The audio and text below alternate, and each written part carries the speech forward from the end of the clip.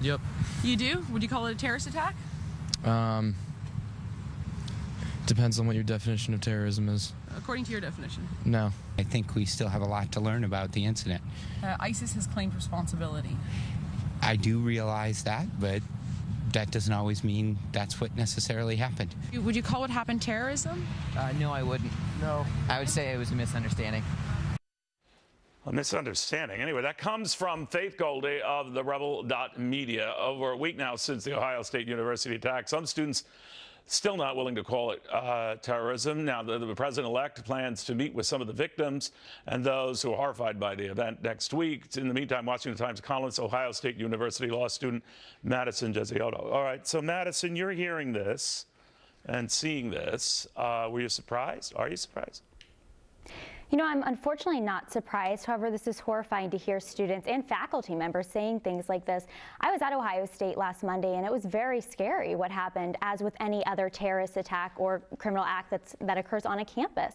And I think what we need to remember is even if this student, like they're claiming, could have potentially been discriminated against based off of his religion, that is not a justification to do what he did. I actually was discriminated against for being Catholic and being pro-life on Ohio State's law school about November, about a year ago now.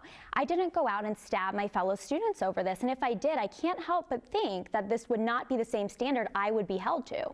They seem to be blaming the victims rather than the guy who perpetrated the attack, and some of them apparently had distinction between whether he's getting marching orders from ISIS half a world away or what have you, or some commander in Syria. He was sympathetic to that cause, so I think many have looked at this. Well, you can't call that a terrorist attack. Was it terrorizing? Yes. Was this a terrorist attack? They were that splitting the hairs. What did you make of that?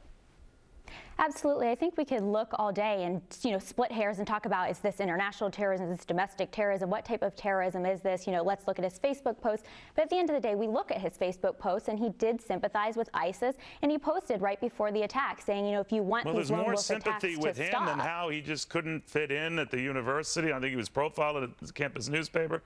That even after the fact, more sympathy with him. That's what I found surprising. Yeah, I think it's ridiculous. And at the end of the day, last Monday could have been so much worse. That officer is not going to always be within a minute away to stop an instance like this.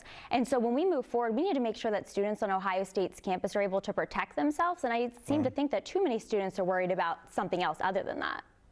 Amazing. Madison, thank you very, very much. We appreciate it. Thanks, Neil.